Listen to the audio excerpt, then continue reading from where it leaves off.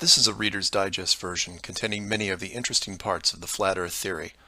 For those who have already started seeing things with new eyes, it will be mostly a recap, but there could be a few new angles you haven't looked at. For the rest of you who are new to this, the first question is invariably, is this a joke? Because it's a joke, right? And that's where we start, because it's one of our two basic childhood facts. 1 + 1 = 2, and the Earth is a globe. We're taught this before almost everything else, and that right there should give you a clue on how serious this secret is. But for those who have forgotten their history, here's the modified Men in Black version. For the first 4,000 years of our civilization, we believed that the Earth was a flattish disk, surrounded by a solid dome barrier called the firmament. All of the 5 major religions had their own version of this, and the churches enforced the belief. Then, around 1514, a man named Copernicus created a new model of the world. He stated that if the Earth was spinning around 1,100 miles an hour and circling the sun at 60,000 miles an hour, the world was then round. And while the math more or less worked, there was a problem. It was 1500, and the technology to prove such a theory wasn't there. The first balloon to carry people wasn't invented until 1760. Sailboats were the only travel over water, and the fastest thing on land was a horse. But the new worldview was promoted and took hold. The religions adapted to handle the new reality, and life moved on. More importantly, the globe model was quickly introduced into the education systems. Over the next 500 years, the challenges to this model faded, to the point where the globe was accepted as universally as physical laws such as gravity. Read that again if you didn't absorb it. For 20 generations, people believed that the Earth was round because there was a globe in every classroom they sat in. There was no proof. Hundreds of years went by, and still civilization had no way of proving the theory. Planes were invented around 1900, but until 1957, nothing could go high enough to give a true perspective of where we lived. And that's when everything got strange. The United States and Russia both sent up rockets high enough to take decent pictures, and what they saw scared them a great deal. How do we know they were extremely concerned about the sky? Because the US and Russia immediately started firing nuclear weapons straight up, and they kept firing for the next 4 years. A few things to keep in mind here. First, this was now 1958. Nuclear weapons were very expensive and hard to come by. These also weren't those nominal yield 20 kiloton toys we used on Hiroshima. This was high kiloton to low megaton, and we couldn't get them up fast enough. And the strangeness continued in other places. In 1959, only a year into the atmosphere bombardment, 10 nations, including the United States, made Antarctica off-limits to any colonization. A treaty was put in place and to this day remains intact. Over 50 nations now have signed off on this treaty. Do you know any treaty that has lasted that long between all industrialized nations? Moreover, do you know any piece of real estate in the world that is owned by no one? You would think at the very least one of the large oil companies would use their huge financial resources to explore this region, and yet they don't even petition the idea. The short version of the discovery is this. By 1958, the military had discovered the very solid upper and outer edges of our world, and had to create a way to put up do not enter signs without looking obvious. It was tricky, but if there is one thing I have learned about the authority, it's that nothing is left to chance. Most of the work had already been done for them, so their job was primarily in the details. The sky part of the dome was much higher than commercial air traffic, so the only thing they had to worry about there was the space program, which is immediately militarized. The outer border had the natural benefit of not only an extensive ocean, but a scaling decrease in temperature and a steady increase in iceberg frequency to discourage ships, all leading to a permanently frozen landmass that could not be used for any form of agriculture. This ocean and ice layout had worked well for thousands of years because the technology of the current civilization didn't evolve quickly. Sailors avoided cold weather seas whenever possible, and oxygen levels get low enough to harm people, even on high mountains. The brilliance of the design comes in the simple fact that human males are corrupted by power. Corruption so total, in fact, that they would rather hide the world itself rather than risk their power on it. You could theorize that kings and popes were told of the world a long time ago. Maybe an ancient scroll or book. Perhaps an interdimensional being told the tale of what the world looked like.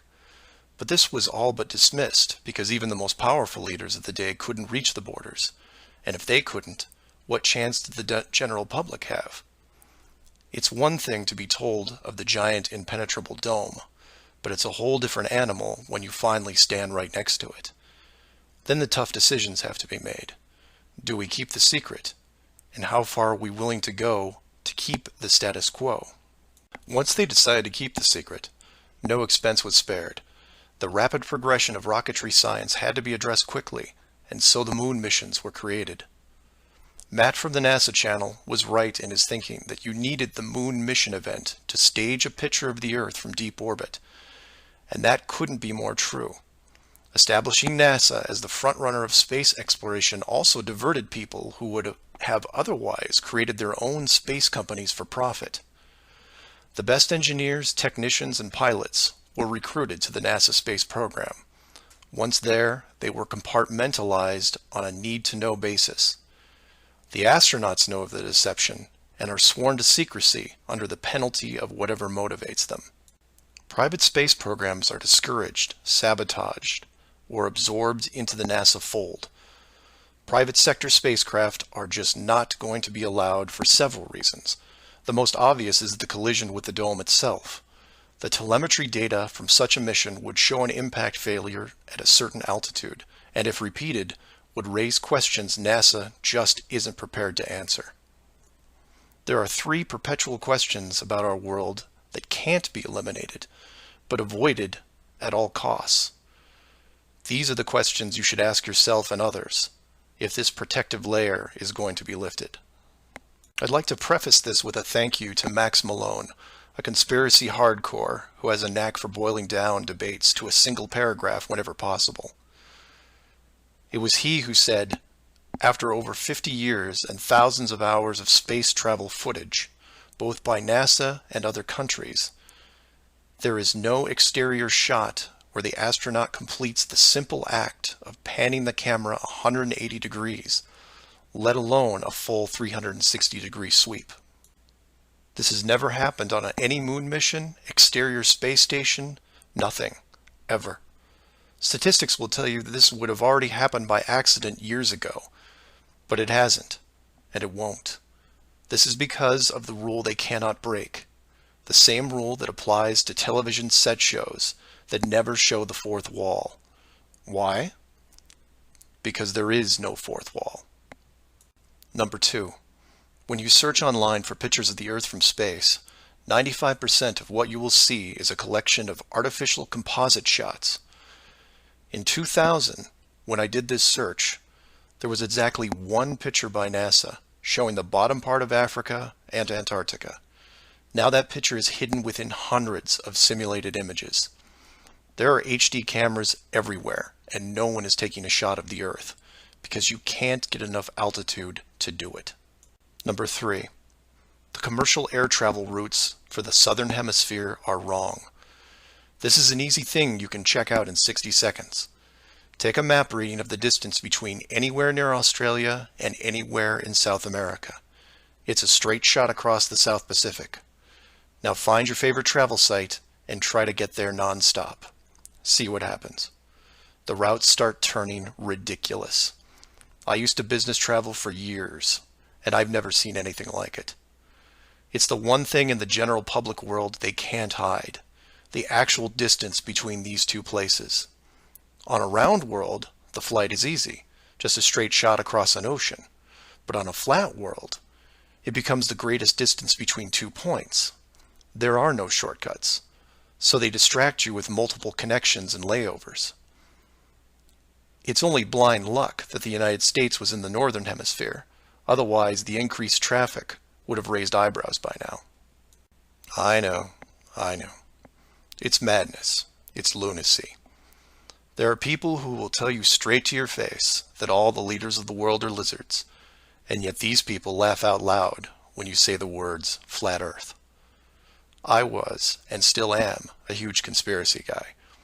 I literally ran out of new tin hat topics to research, and I still wouldn't look at this one without embarrassment. But every time I glanced at it, there was something unresolved. And once I saw the near perfection of the whole plan, I was hooked. Do your own homework. Ask the questions. Get past the possibility and see if you can move into an even bigger picture. Like who built the dome and why. That's where it starts to get really interesting and things start opening up. I know I said years ago that the greater good was something that should be preserved, that JFK, Pearl Harbor, and 9/11 were inevitable. I still believe it, and I understand the decisions. The globe illusion, however, has run its course over the last 500 years. It's time to start again. If that means we end up getting the attention of who or what created this place and force the reset of the world, is that such a bad thing? I've put some links in the description that you might want to check out, like the current map projections used by the USGS, the United Nations logo, the Flat Earth Society, high-altitude nuclear tests, the Antarctica Treaty, among others. I'm not allowing ratings or comments on this video for several reasons. One, this topic seems to bring out the worst debates because of the initial denial. That, and I've seen dedicated trolls on the Flat Earth Society website who show up every day and say the same thing to new forum members. It's a joke. It's not serious. Nothing to see here. Kind of strange that there are full-time trolls on a site that has less than 500 members worldwide. That being said, please feel free to contact me at msargent23@comcast.net, or heck, just call 303-494-6631. I know no one uses the actual phone anymore, but I'll answer what I can. Flat Earth Clues Part 1, The Empty Theater. This is part of a series of clues that can help you get your head around both the design of the flat Earth system we live in and who has been involved in the deception to hide it from you. The clue you have to look at is built upon another conspiracy that has been around for decades, namely the space program. Most of those watching this are aware of the varying theories revolving around NASA, the Apollo program, the space shuttle, the International Space Station, and so on. The clue itself isn't based on one of these highly debated topics, but the lack of one, more specifically, motion pictures based on actual events. This, like others in the series, is something you can check out for yourself. Everything you need to reference this is online. To begin, think of all the movies involving space travel that you've seen in your lifetime. You'll start with the obvious: Star Wars, Star Trek, Alien, just to name a few. In fact, if you go through your own personal list, you could probably come up with over 100 different off-world movies without breaking much of a sweat. That part is easy. For the second group, try to come up with space movies that aren't fantasy-based. You'll get a list that has Red Planet, Gravity, Mission to Mars, 2001, things like that. These films will usually take on a not-so-distant future theme and where we could be down the road. And it's still a pretty good-sized list. These first two groups of films are encouraged by the authority because they reinforce the globe model through assumption. The entertainment system demands that the globe view and solar system concept is a given. Therefore, the actual worldview must also be true. Or to put it another way, if you're using your suspension of disbelief as you watch a movie like, say, Gravity, then subconsciously you're reinforcing the movie right on top of the real world. The more of these movies you watch and enjoy, the more the lines blur between what you want to believe and what you actually know. Watch enough movies about Mars, and you will be less astonished when NASA announces an actual mission to Mars. Same with the Moon, other solar systems, and so on. Releasing the movie 2001: A Space Odyssey in 1968, right before the actual moon missions, was no accident. It took the greatest director of all time 5 years to make, and several people who saw the theater screenings claimed that many military groups were listed in the credits, only to be removed years later. But 2001 is just a side note of this clue. For those who really want to dig into Stanley Kubrick's hidden vision, I highly recommend the documentary Room 237. A link to it is below as well. Now you are aware of the first two groups of space films. There are those that contain generous amounts of fantasy, and those who try to paint our near future. These two groups are easy to find. The third group is a challenge, and again, that's where things get interesting. The moon missions concluded in 1972, and even though it's still considered the greatest achievement by mankind, no fact-based movies were made regarding it until The Right Stuff was released in 1983. Now you might say that it had only been 11 years, and maybe it was tough to get the rights, and so on. But that's not what made the film interesting. The movie ran extremely long for 1983, coming in at 3 hours and 12 minutes. It was an exhaustive look at the astronaut selection process, the competition, and the training facility itself. But when the credits rolled 3 hours later, chronologically, they had only gotten to the low Earth orbit missions. Just for fun, Google The Right Stuff movie and see how many spacecraft you can find. It won 4 Academy Awards and did a great job at the box office, but the Apollo missions were never touched. The only other major motion picture that involved the actual moon program was Apollo 13 in 1995, a full 12 years later. Apollo 13 only covered a single moon orbit and no landing or close-up reference to the previous missions below them. And after 1995, that was it. Nothing. Hollywood is known for leaving no stone unturned, with reboots and sequels to nearly everything. Yet in almost 60 years, there has never been a single moon mission movie based on actual events. Hundreds of science fiction films reference in it. Everything from Superman to the Transformers. But literally nothing that covers the moon's surface. 6 complete moon missions involving multiple vehicles, moon buggies, playing golf, and no one wants to touch it. Now, to be fair, there was a TV miniseries in 1998 covering the subject. It was produced by Tom Hanks, who got involved after starring in Apollo 13. There has been no professional production of any kind since then. Again, just for fun, Google From Earth to the Moon TV series and see what you find. The why is easy, and the clue revealed. If Hollywood makes a movie about the moon landings, and it's indistinguishable from the real thing, then how do you know which is real? It raises some subtle questions involving stage technique and how long they've been in place. If Hollywood could fake it now, then when did they first have the ability?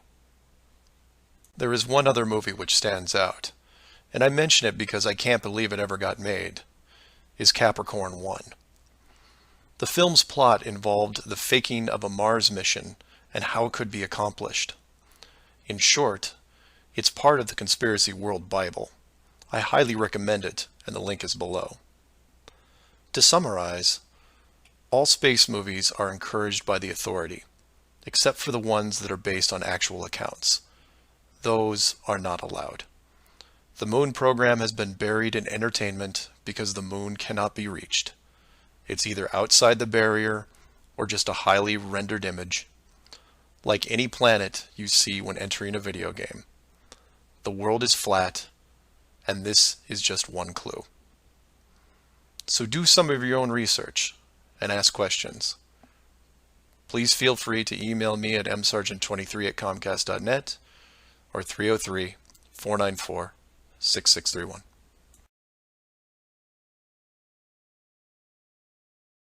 Flat Earth Clues, Part 2, The Bird Wall. This is part of a series of clues that can help you get your head around both the design of the flat Earth system we live in and who has been involved in the deception to hide it from you. This clue revolves around one of the most remarkable men you may have never heard of, Richard E. Byrd, and his relationship with Antarctica and the secretive missions he carried out there until his dying day. Some of you have followed the legend of Richard Byrd through the hollow earth theory.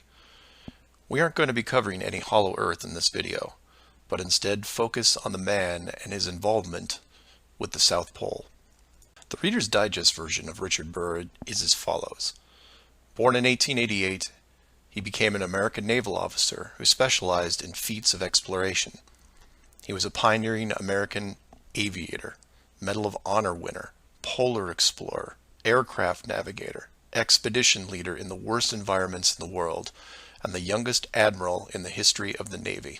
In addition, his list of awards takes up several pages in Wikipedia, including 3 ticker tape parades in his honor. In short, he was Indiana Jones on steroids. Some people will say that Roy Chapman Andrews was the real Indiana Jones, and you might be right. But Richard Byrd beat Indy 6 days a week and twice on Sunday. I mention all his accolades to paint a picture of credibility and trust. The governments of the United States and the world trusted his judgment and leadership, and took advantage of every chance they had to put him in charge of special missions. The first large-scale mission was an expedition to Antarctica in 1928. This was noteworthy because even though he had just flown over the North Pole in 1926, all expeditions from 1928 on were focused on the South. The expedition lasted 2 years, and during it, at the age of 41, he was promoted to admiral.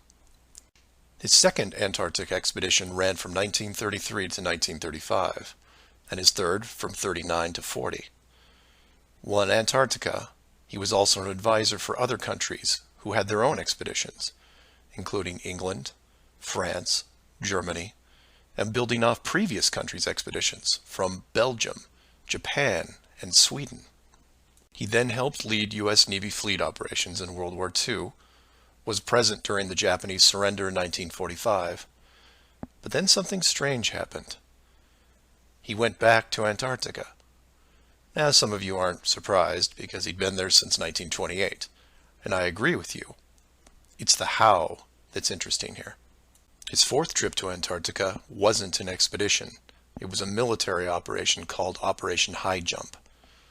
Commanding an entire aircraft carrier group that included 13 support ships, Admiral Byrd led 4,700 men to the South Pole, for reasons that are still shrouded to this day. Some say they were chasing the remaining Nazi fleet, even though Germany had surrendered a full year earlier. Others say there was a Nazi base established in Antarctica during the war, when Admiral Byrd was absent. None of these theories are important for this video. What we do know is that the U.S. had sent an excessively large military force to the ice, all under the guise of peaceful intentions.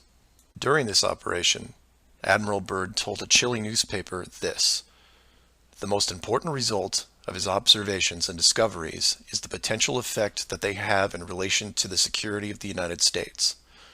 The fantastic speed in which the world is shrinking," recalled the Admiral, "is one of the most important lessons learned during his recent Antarctic exploration. I have to warn my compatriots that the time has ended when we were able to take refuge in our own isolation and rely on the certainty that the distances, the oceans, and the poles were a guarantee of safety." After the operation, Admiral Byrd toured the States and gave interviews, the most interesting of which is a national television show in 1954 called The Long Island's Chronoscope. A horrible name, but a decent show. I've added a segment of it at the end of this video and linked it in the description. During this television interview, he first spoke of an area beyond the South Pole as large as the United States, which no one had set foot on yet. He then went on to say that there would probably be expeditions year after year because the U.S. government had really become interested. The interviewers then probed as to why the interest in the South, when any perceived military threat from Russia, keep in mind this was 1954, would be from the North. He went on to say that it was the most valuable and important place in the world for science. It involved the future of the nation, an untouched reservoir of untapped resources, including coal, oil, minerals, and uranium. He added that at the time of the interview, there were 7 nations currently engaged in Antarctica, including Russia, Australia, Argentina, Chile, and New Zealand. During the interview, the admiral talked about planning the next military mission to Antarctica. It was called Operation Deep Freeze and ran from 1955 to 1956. The mission was completed, and he supposedly returned home. Now this is where you come in and say, so what? And normally I'd agree with you, except for what happened next. Nothing happened next. The missions just suddenly stopped, and that was it. No other expeditions, military or otherwise, were conducted on the continent, ever. Then a treaty was put in place banning any country from doing basically anything. The end. And if you're wondering what you're missing, it's this. Admiral Byrd goes on television, says that this massive body of land, most of which sits on a plateau 2 miles high, is rich with every resource you could ever want, energy rich, pristine, with no indigenous population or plant life, and every country that has sent teams is ready to carve it up like a big turkey. Not to mention, there's an expanse of land larger than the United States they haven't even looked at yet. And out of the blue, everyone just calls the whole thing off? There are no environmentalists in 1959. This is land of diner food and 20-cent gas. I'm calling total BS on this one. The dollar value of the initial resources find would have fueled armies of greedy companies. So what happened? They found the edge, that's what. And the last thing they were going to do was let unsupervised companies near it, regardless of the money. Even if it was hundreds of miles away, you couldn't allow resource corporations even into a safe area, and then years down the road as they expanded, tell them, oh, sorry, you can't go beyond this point. When the companies would ask why, what would you tell them? And now the interior of Antarctica is off limits, with no revisions until the year 2041. You can take tours of the outer islands, but there is a hidden line, enforced by the military, that you will not be able to cross. Because the interior is actually the exterior edge. It's there, it's hidden, and it's protected. The Earth you live on is flat. So do some of your own research and ask questions. Please feel free to email me at msargent23@comcast.net or 303-494-6631.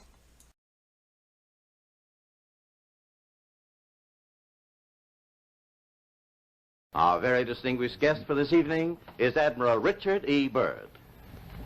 The North Pole used to be a no man's land, but these are the days when, by buying a ticket on a commercial airliner, you can fly across the North Pole and drink a cocktail at the same time.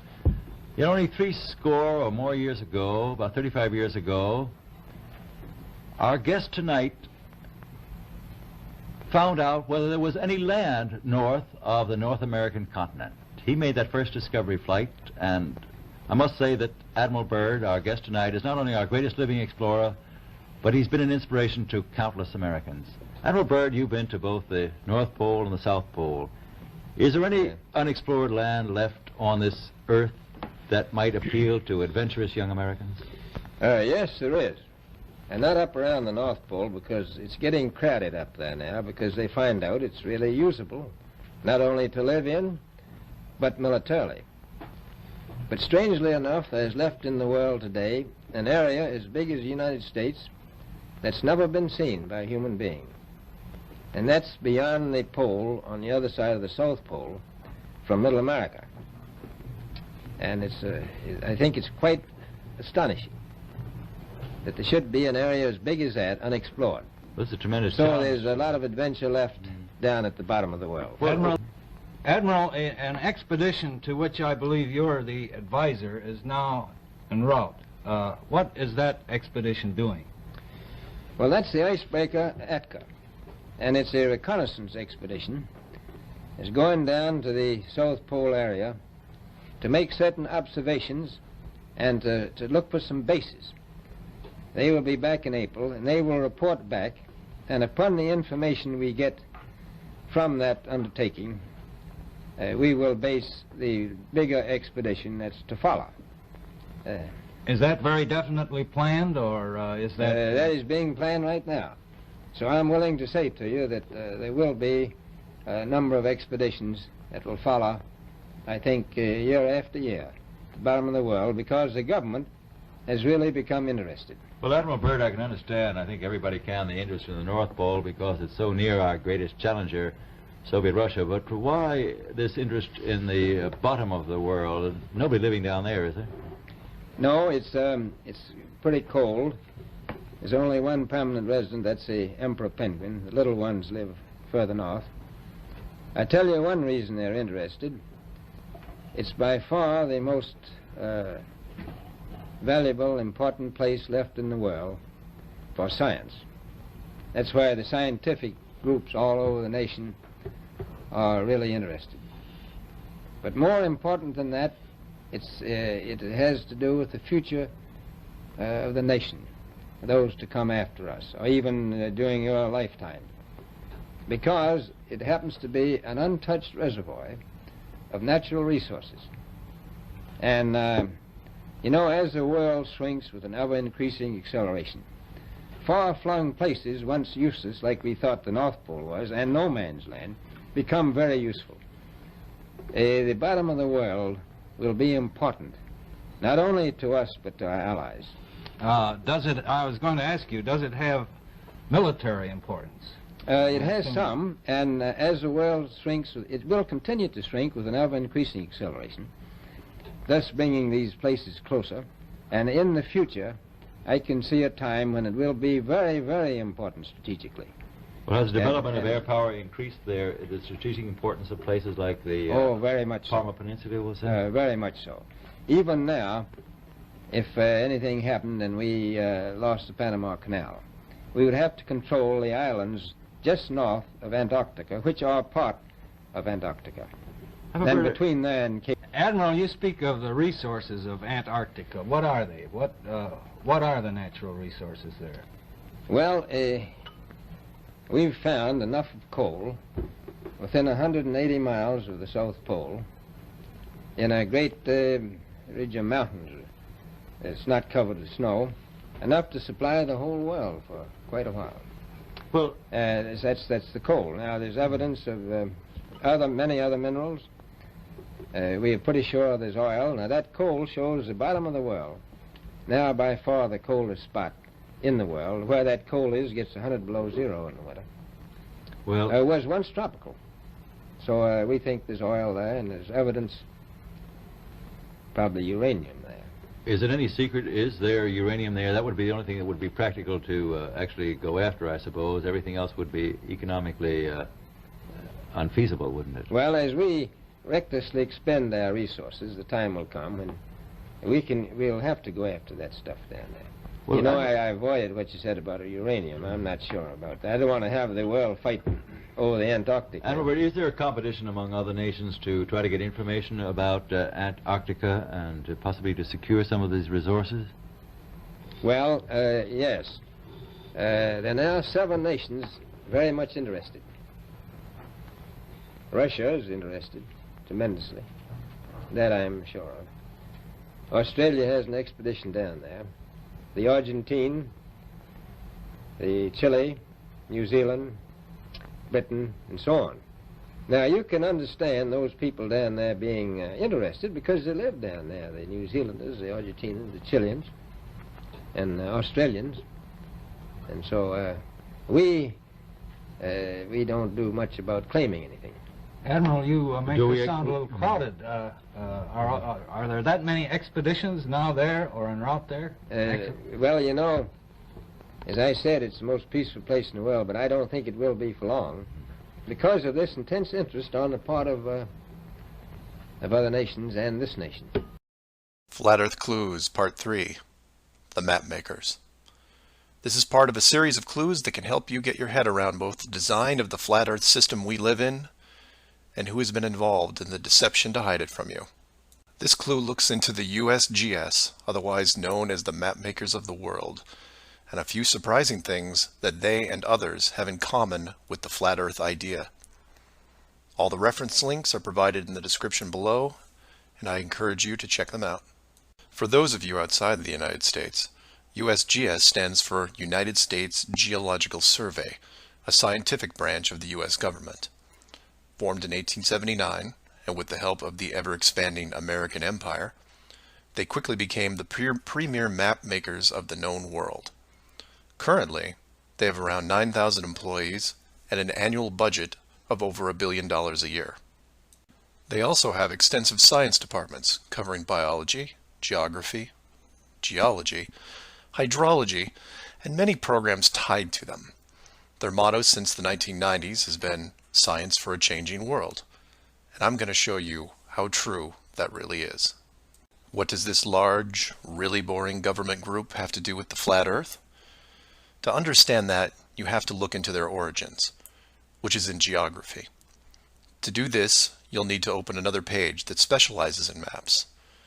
The maps you see in this video are from Wikipedia, but there are others you can reference as well. The wiki list of map projections isn't much to look at as a whole, although there are a number of interesting takes on the world view. Not only do they have just about every perspective when it comes to the land we live on, but some detailed information on where the map originated, including name type, the origin or creator, and the year the map perspective was proposed. Now, some of these will be very familiar, especially the ones that you would see on your classroom wall. There are a number of variations here, but the one that has been debated on recently would be this one, the Gauls-Peters, which accurately shows the size difference between the continents, the most obvious clue being that the white continent of Greenland is actually tiny compared to Africa. But I digress. If you keep going down through all the different shapes, you'll get into circular maps, but only one of these is a top-down perspective that shows the continents in the center, surrounded by an unbroken ring of ice. In Wiki, it's called the azimuthal equidistant, and just to make it easier, I'm going to abbreviate and call it AE for short. Why is this map so interesting? Well, if you're looking at the Wiki page, you'll spot a few reasons. The first is that in the notes section of the map, and I quote, "Used by the USGS in the National Atlas of the United States." It also mentions that it is used as the emblem of the United Nations. Of all the maps on this screen, it is the only one that references a group of any kind. And if you keep this page open and navigate over to the Flat Earth section of Wiki, you'll notice towards the bottom of the page a similar map. I've referenced it here, and you can tell quite easily it's identical, but not referenced or linked as the AE model. To make things even more strange, we go back to the USGS model, and you see that it was first proposed 1,000 years ago, and you may think, well, that's a bad link. So you compare it with the person who proposed it, and you get this guy, Al-Biruni. Who was Al-Biruni? Well, he lived around 1,000 years ago and was considered one of the greatest scholars of his era, schooled in multiple sciences. Have you ever heard of him? I hadn't. Maybe it's multiple bad references in Wiki. Well, no, because NASA knows who he is and named this moon crater after him. So why is the USGS using a version of the world map designed by a 1,000-year-old Persian scientist? Because it's correct. That's why. So to be clear, let's compare them again. The United Nations flag, the USGS official map of the Earth, and the Flat Earth model. All identical, but one isn't recognized and instead ridiculed as an outdated look at the world. And this is one of those political quandaries that the authority gets stuck in. The short version is this. The government is on the same page as the flat Earth, but they can't admit it, even in confidence. We know the Earth isn't flat, they say, but it really is. We know you use the same map as we do, but ours is just an image. And anyone who says differently is obviously crazy. It makes you wonder how long the USGS has been using that model as an official reference. The United Nations started using it for their logos in 1945, and then made some final adjustments in 1947. And the UN flag also raises a few questions, like, why isn't Antarctica represented on the map? Is it supposed to be assumed in the outer circle, or perhaps the spiky olive branches on the outside? They don't mention it anywhere online. And this is what I like to focus on: the gaps, the holes in the plot, the unanswered questions. The USGS using the same map as the flat Earth, but not saying why, not recognizing it, or that you can't link the very same image from the Flat Earth Wiki back to the actual AE definition of the projection. The authority figured out in the 1950s all of the borders of our enclosed world, and have done a great job hiding it over the decades. But the world's a complex place, and there are clues out there just lying around. I think it's time you saw some of them. So do some of your own research and ask questions. Please feel free to email me at msargent23@comcast.net or 303-494-6631. Flat Earth Clues, Part 4, Shell Beach. This is part of a series of clues that can help you get your head around both the design of the flat Earth system we live in and who has been involved in the deception to hide it from you. This clue covers the near-perfect design of the flat Earth model and will break down some of the logic behind the decisions made. It sounds like a big task, and it is, but to start, let's look at something small, like this little guy. Take an ordinary mouse and put it into a glass cage. It doesn't have to be a mouse. It could be a snake, a lizard, an insect. It makes little difference for this exercise. People identify with mice because they're used to seeing them in lab experiments. Mice also don't have any sinister connotations. They're seen as relatively innocent and benign, the perfect test subject, as it were. I have yet to meet anyone who has a bias against the lab mouse. So the mouse goes into the box for the first time, and the reaction is always the same. It explores its surroundings, and more importantly, tests the barrier around it, probing for exits or potential exits. The mouse inspects every inch of its new glass home, and at some point settles into the acceptance that the walls are indeed solid and that it may be there for a while. Every so often, it will repeat the process, again checking the boundaries of the cage, just in case something has changed. What it doesn't do is act like it would in the wild, because it realizes that it's in a form of captivity. The glass box doesn't even remotely resemble its natural environment. You could put this box in the middle of a forest and the mouse may feel slightly better about its situation, but it still knows that it's been trapped against its will, and will settle into a non-native lifestyle. You could take all the other small animals that could be substituted for a mouse, the snake, the lizard, the insect. It makes no difference. The result will invariably be the same. Repeated probing for escape routes, then acceptance. Take the same animal and now put it into the middle of a 100-mile square wildlife preserve, surrounded on all sides by a similar type of glass enclosure. The creature doesn't even bother to rush the size of the preserve and start testing the boundaries, mostly because it's out of visual range. It could be days or even weeks before it even encounters a single fence. The animal's routine is spent doing what it normally would do. It eats, it sleeps, it breeds. It does everything that it would naturally do in the wild. If one day the animal approaches the fence, there might be some curiosity, but any anxiety is quickly resolved by just turning around and heading back into the vast expanse from which it came. The fence does not pose a potential problem for the animals in the preserve because it is so small compared to the expanse they live in, and dwelling on it doesn't hold any interest. We're assuming here that the fence is high enough to discourage flying creatures as well, deep enough to stop burrowing classes, and if you want, reaches the floor of any nearby bodies of water, stopping any clever aquatic types. The point here is that all creatures great and small inside a giant wildlife preserve, when encountering the fence, wouldn't care. They would all, in their own way, just shrug and move on with their lives. However, if you take a human, male or female, regardless of education or nurturing, and put them in the exact same wildlife sanctuary, the response would be quite different. When the human approaches the glass fence, they don't see it as a minor distraction. They pause, they wonder, and more importantly, they ask questions, either internally or amongst others. Why is the fence here? How far does it reach? Can I dig underneath, or climb over, or go around it? These questions continue in a way you might imagine, but eventually a bigger question jumps to the top of the list.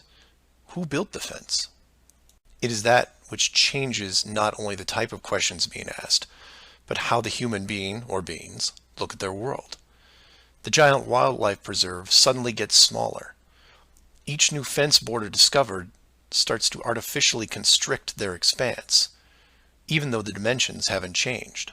Before long, the preserve, their home, loses some of its relevance. The fence is a reminder of the unknown. It provokes fear and endless speculation within the human.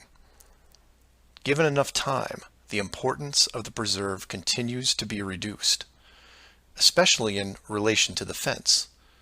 And the reason why it's so engrossing for the human is simple. It's there. It's real. They can see it, and maybe even touch it. Adding more humans to the equation increases the disparity of the situation by orders of magnitude. Have you seen the fence? Do you know how long it's been here? Have you ever known anyone that's been outside it? It's older than us. Who is responsible for the fence? What can we do to appease the group that created it? You can see what this might lead to. A long-lasting group hysteria would entrench itself within the population, grab hold and never let go. The fence is bigger, older, and wiser than they are. It humbles them, it angers them, and it is forever. It is their proof of a higher power. Maybe not God, but certainly God-like. No civilization, regardless of technology, discipline, or age, would be able to cope with the existence of it. For the human psyche, there are just too many questions that go unanswered. Life would never be able to progress normally. To summarize, a garden variety wildlife preserve would work for 99.99% of all the world's life forms. For human beings, however, you would need to make some modifications, or really just one big one. So let's take a look at a few examples of how this could be accomplished, and from there expand it. The first failed example can be seen in the 1998 movie Dark City. This is a good starting point to get you in the right mindset. The premise here is that an advanced race creates a small flat Earth area, complete with a traditional dome. The design, however, is initially flawed in that they built the city all the way to the outer edge, leaving no room for error. To compensate for this, they altered the memories of the human population on a regular basis, therefore repressing any long-term investigations.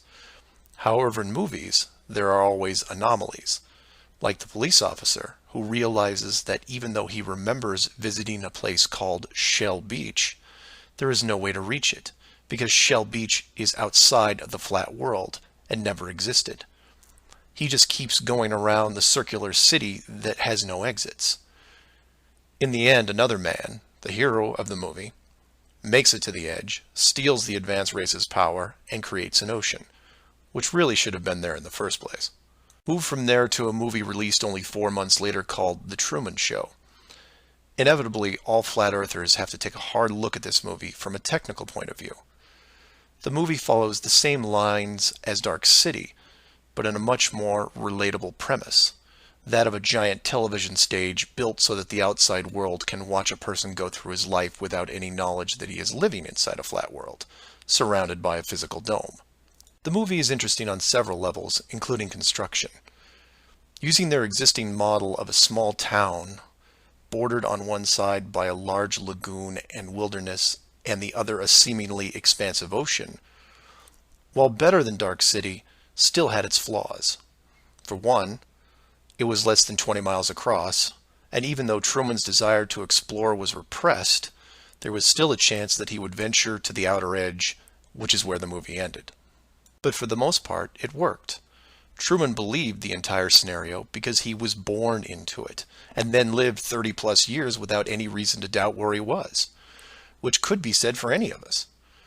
If it wasn't for the, and we'll say movie mistakes, that the studio fell victim to, then the show would have never ended. And this then raises hypothetical scenarios like, how many kids like Truman could you have raised inside that dome? 10? 50? Now, logistically, you can see how it might be problematic in keeping tabs on that many kids, especially as they got older. But with enough sleight of hand, it could be possible. A fictional situation just like that was made into the 2004 movie, The Village. And even though it turned into one of those M. Night Shyamalan plot twist things, the premise was very feasible. A wealthy group of idealists buy a large parcel of land in an existing wildlife preserve, create a small town from the 1800s, and raise children there. They pay off government officials to keep planes far away and spread a myth that monsters live in the forest. As far as the kids are concerned, they actually are living in a small Pennsylvania town in the 1800s. And being born into it, why wouldn't they? If the story continued, eventually the elders that founded the town would all pass away, leaving the children to pass on the legacy, free from any burden of guilt that their world was not what it appeared to be. And keep in mind, this was done with very little land manipulation and no dome. This then circles back to how many actors the fictional Truman Show really needed to hire. Other than the leads who did product placement, the rest of the town could actually just live their lives like anyone else. Use phone lines to call outside, go to restaurants, watch television at home, and so on. But again, I digress. Assuming the technology was possible, how many people like Truman could you keep in a dome the size of, say, a state that was hundreds of miles across? Probably thousands. If you kept expanding the size of the dome to a few thousand miles, well, then you're talking millions. But when it gets that big, something interesting happens. You don't need the actors anymore. Started up like The Village, and within just a few generations, everyone is oblivious. And you can leave them to their own devices. Starting to sound familiar? In fact, the larger you make the enclosed world, the less micromanaging needs to be done. It gets easier as it scales up. This brings us back to the missing modification you need for the human race. To keep the storylines consistent and remove all the hocus pocus of monsters in the woods or that you can't get to Shell Beach, you place in gradual negative reinforcement, one that creates an illusion of choice. Say, for example, that Truman went out in the sailboat the same as before, but this time the dome was twice the size and the simulated ocean far larger. How far would he travel before getting hungry, thirsty, or tired? The movie ending is then in doubt. And if you compare this scenario where you are now, then you start to see it. Look at the flat Earth map again. Continents grouped in the center, surrounded in all directions by hundreds of miles of salt water. Think about how much further ancient ships would have traveled if you could drink what you were sailing on. As you move closer to the edge, the temperature starts taking a nosedive. Then you start seeing icebergs.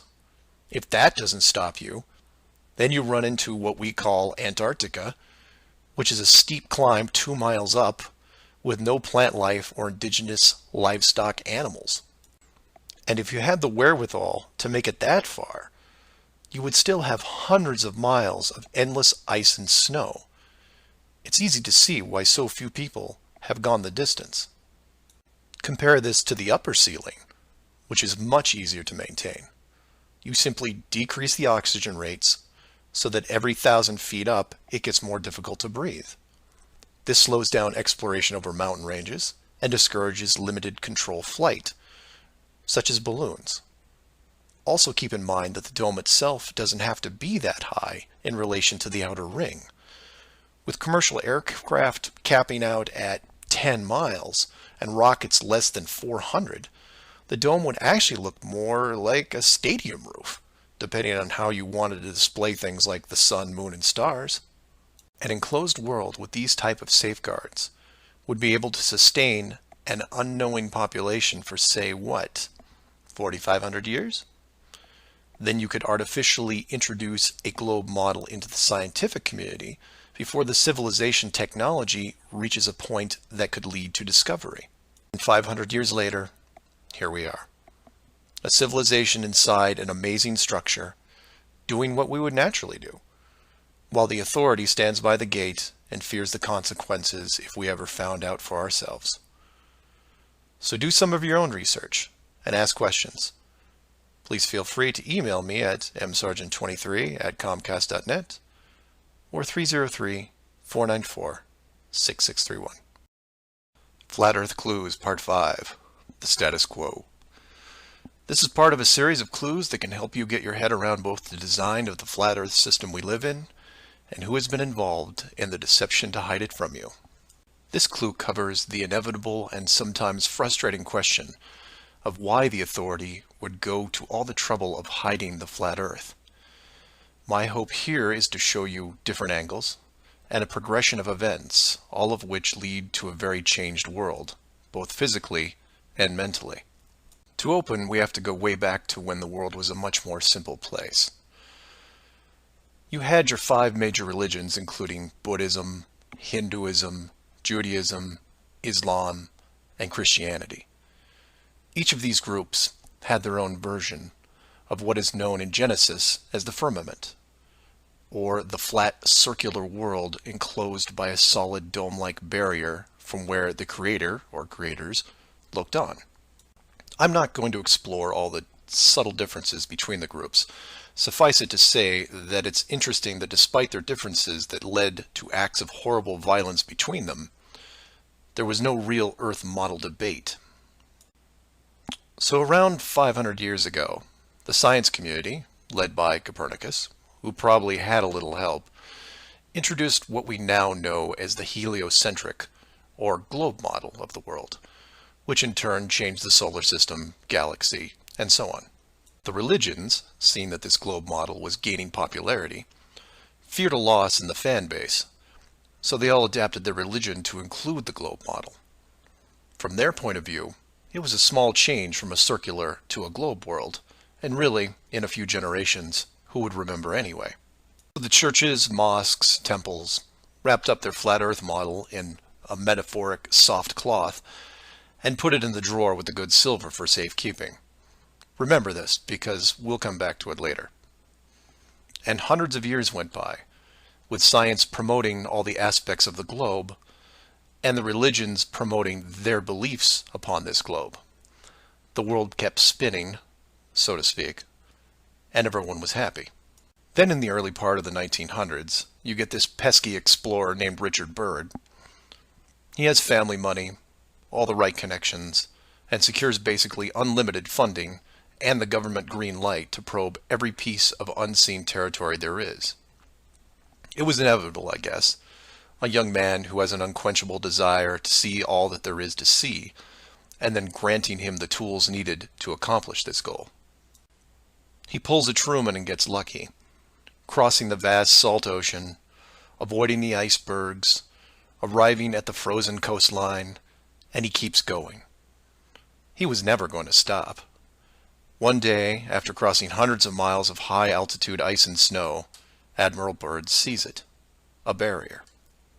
And to him, it's just a barrier, not the barrier. He is but a tiny speck in front of it. It stretches out on both sides as far as he can see, and straight up so far that he can't discover the beginning of the arc. The great explorer now has a new challenge, finding the shape of this thing. It's much like a blind man describing the elephant. Until you feel out the whole thing, what do you really know? If you look at the AE, or Flat Earth Overhead Map, you see the problem. To even determine the scope of the outer wall, you have to circle it. It would have taken months, if not years. You could use a series of ships going in opposite directions, or planes, but there are refueling stations that need to be built, and so on. His task was challenging to say the least. Admiral Byrd kept laying the groundwork of the great discovery until his eventual death in 1957. A year later, the United States and Russia found the upper edge. From there, the math was easy, and moreover, you could actually see the real world. Then, of course, there is the decision, or deception, depending on how you looked at it. The authority made the call to hide the actual shape of where we live, then sealed off the outer edge from prying eyes, and created the space program not only to reinforce the globe model, but to control it. There was really only one reason they cared about this, and it takes a while to process. So let's look at the immediate effects of actual disclosure and work our way up to the authority's biggest fear. For this exercise, we'll look at releasing the news today, instead of, say, 1958. While 1958 would have been easier, it's much more relevant and entertaining to explain it in modern terms. We start with a press conference by, let's say, the United Nations, who have discovered that the world is indeed enclosed in a giant high-tech dome of unknown origin and age. The public reacts with wonder and awe, trying to take in the sheer scope of this announcement. Facebook crashes, Twitter crashes, entire mobile networks crash. It's like hitting a beehive with a sledgehammer. News organizations around the world send teams to the outer edge to confirm the finding, and the general public is glued to their media devices. That's the good news, the excitement, the revelation, the positive shock. Then the bad news starts coming in waves, some of which you might not expect. The first is the immediate disbanding of NASA and all other world space programs, for obvious reasons. Most governments will secretly pardon these groups and keep them immune from class action lawsuits, the lawsuits themselves coming from NASA investment groups, claiming fraud. Regardless, everyone at NASA, despite their good intentions, is out of a job overnight. And this is where you would say, good, they deserve it. About time they stopped lying to everyone. Oh, but it doesn't stop there, because every contractor and subcontractor that are exclusively tied to NASA, they have to shut down as well. Fine, a few thousand jobs lost, no big deal. And the ripples continue to spread, some bigger than others. Observatories all over the world closed their doors, and the reasoning is this. If you've been looking at the ceiling for decades and couldn't tell it was a ceiling, then what good are you? Every university in the world that has an astronomy or astrophysics program, well, they don't anymore. Stephen Hawking, his book writing days are over. Carl Sagan, no more nova in syndication, I guarantee it. Those professors are going to have to retool their skills and be prepared to answer one giant question. How did you not see it? Weren't there clues? People start finger pointing, and it will continue for years. And still my fellow flat earthers will say, well, hell, that doesn't sound too bad. So some nerds around the world lose their jobs. So what? You don't get off that easy, is what. The finger pointing at the now defunct NASA will then turn to finger pointing at the government, who directed the whole thing. This is where we run into some dangerous ground, involving things like the Ark of the Covenant, the Holy Grail, and the Ring of Power.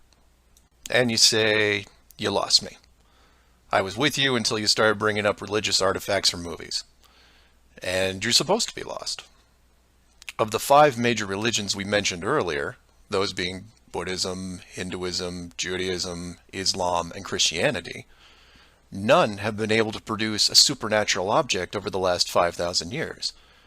And trust me, it would be beneficial to do so. The Ark of the Covenant would benefit Judaism, the Holy Grail Christianity, and the Ring of Power, well, that benefits someone else. Maybe I'll leave alone for now. The point is that all religions are actively seeking their leverage against science. You've heard of the division between church and state. Well, here it is.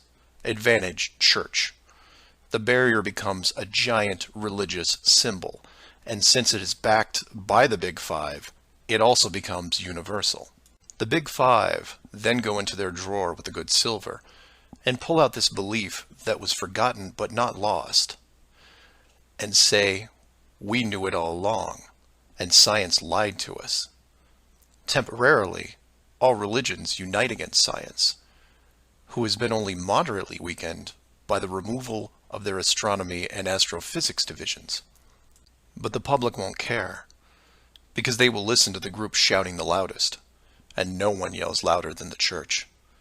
They will scream with righteous fury that the dome was built by our God, your God. And the people will turn to science and hear nothing but crickets. And that's where the world changes, because in times of great stress, the public will want words. And while religion has no shortage of them, science simply is incapable of taking leaps of faith. I'll take a glass half full approach and say that anyone listening to this is probably an intelligent, rational person, one who can make informed decisions outside of the conventional doctrine. But for every one of you, there are hundreds, if not thousands, of mouth-breathing troglodytes who will not walk but run to the respective house of religion and say, "You were right about this. What else can you teach me?" This is what fills the current authority with pause. The unknown response to that question. Will religion take the high road and work with what remains of science to discover the truth? It's possible, I suppose. It's also possible that religion will combine this technologically advanced society with a revitalized and aggressive doctrine that then transforms daily life into something that makes the book 1984 seem like a Saturday morning cartoon show. I'm hoping that mankind will prove me wrong, but so far, that isn't the case. So do some of your own research and ask questions.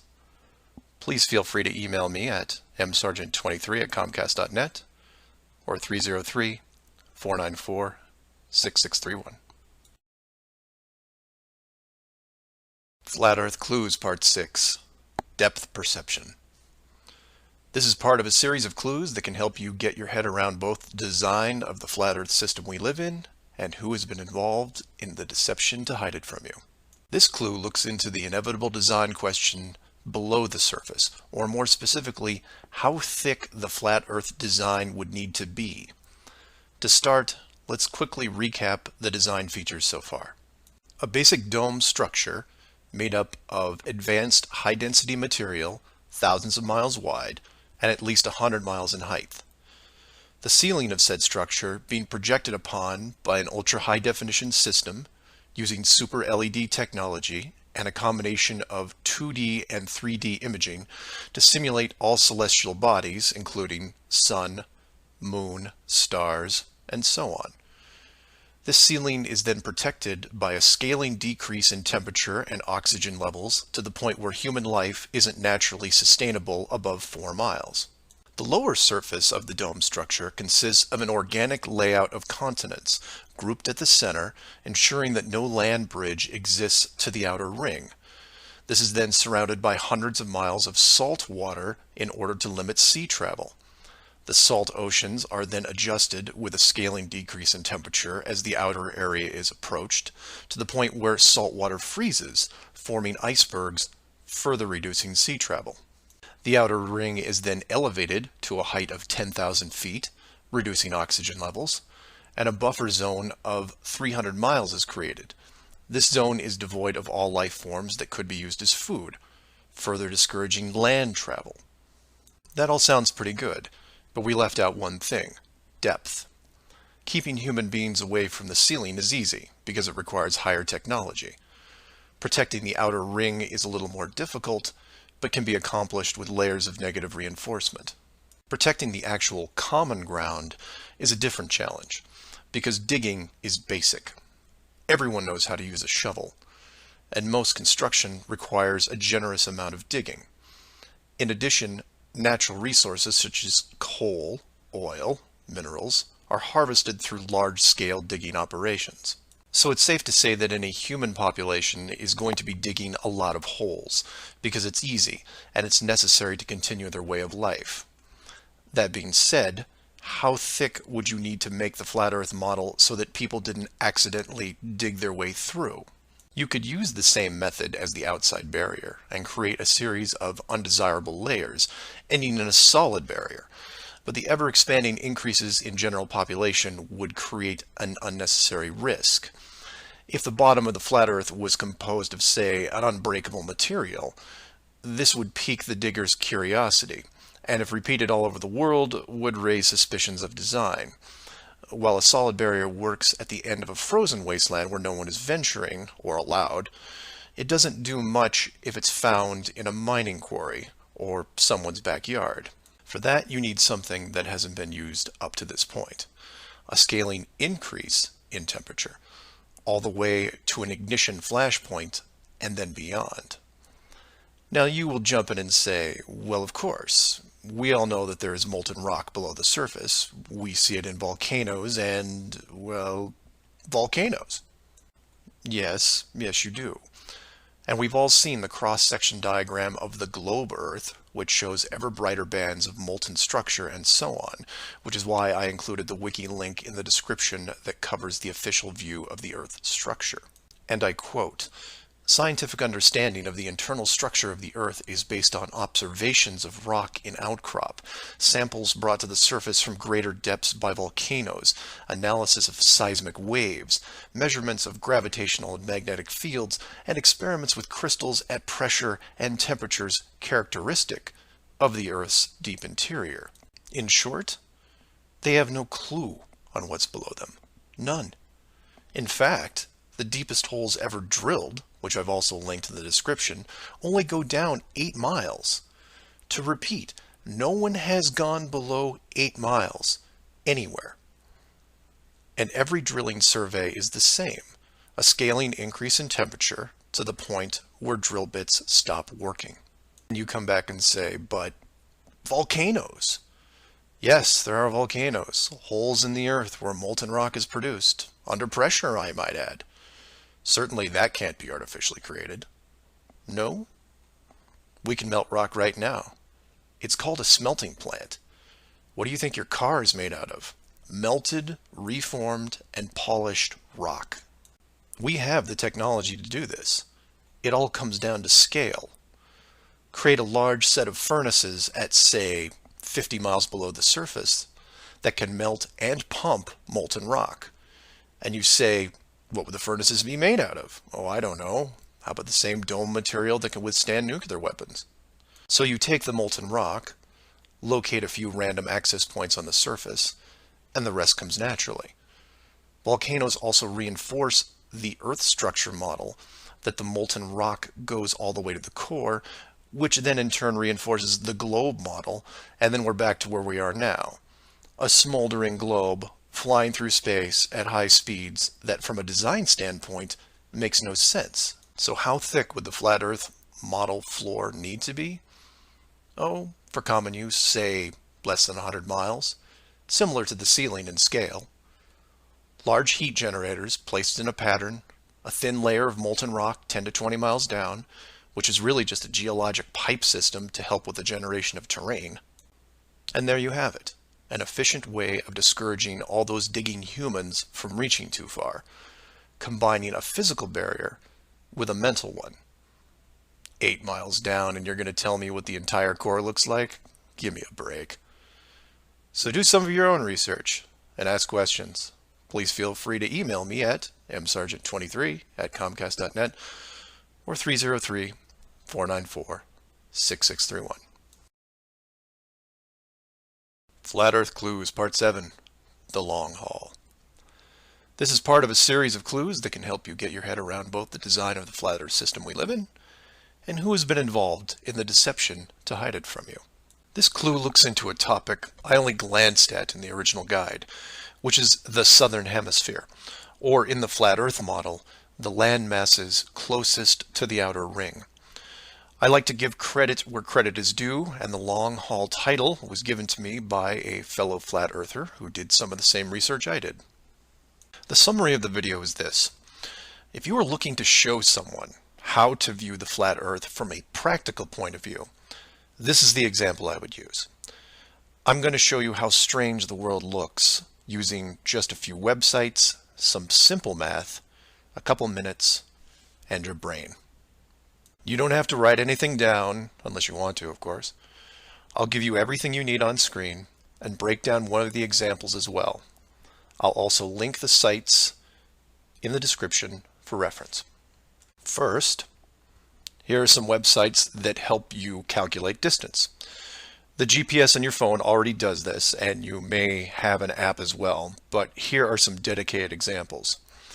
Timeanddate.com, tripit.com, distancefrom2.net, worldatlas.com, freemaptools.com, and travelmath.com. If your favorite isn't listed here, like Google Maps, then use whatever is most familiar to you. Now we are going to look at two specific groups of cities. The first group is going to be from the area around Australia, including New Zealand. We'll call this Group 1. Group 1 includes Melbourne, Australia, Sydney, Australia, Perth, Australia, Auckland, New Zealand, Christchurch, New Zealand, and Hamilton, New Zealand. The second group is going to be some cities in South America, all in the southern hemisphere. I mention this because if you go high enough, you will run into a few cities that won't work. Group 2 includes Rio de Janeiro, Brazil, Sao Paulo, Brazil, Brasilia, Brazil, Buenos Aires, Argentina, Lima, Peru, and Santiago, Chile. Again, there is a link in the description with many other airports. Now, these two groups are interchangeable, as you would imagine, so you can start or end with either Group 1 or 2. The results will be the same, and just to make it interesting, I'll use a slightly different example, which a fellow flat earther did the legwork on, and show you that even these two groups aren't exclusive. So you take anything from Group 1 and anything from Group 2, and you get some distances, ranging from 6 to 8,000 miles roughly.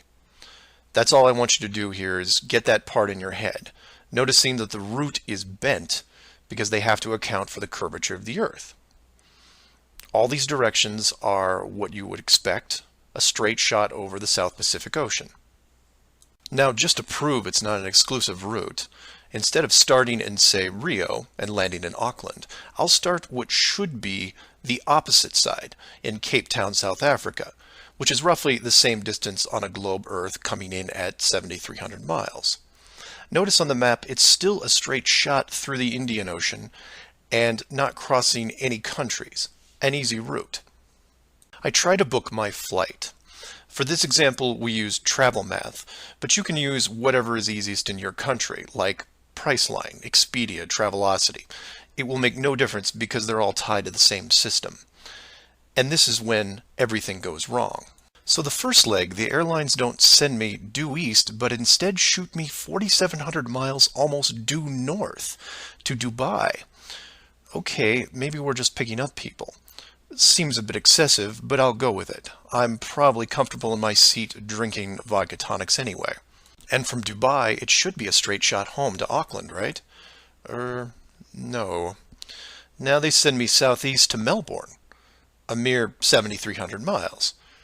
And then finally a third leg from Melbourne to Auckland coming in at around 1,600 miles. I'm rounding up or down to make the math easier. Regardless, the total miles for this flight is almost double what should be expected, coming in at 13,600 miles. In addition, the trip took me 37 hours. How long should it have taken? Well, in a 777, about 12. Now this is where you come in and say, well, it's probably an isolated incident, or some strange connection thing. You know how the airlines are. Oh no, my friends. We can do this all day. This roulette table is rigged, and there is no way to get a fair game. The first part of the clue is the utter lack of non-stop flights from anywhere in this hemisphere, which is why I gave you multiple cities in each group. And here's the plot hole for you.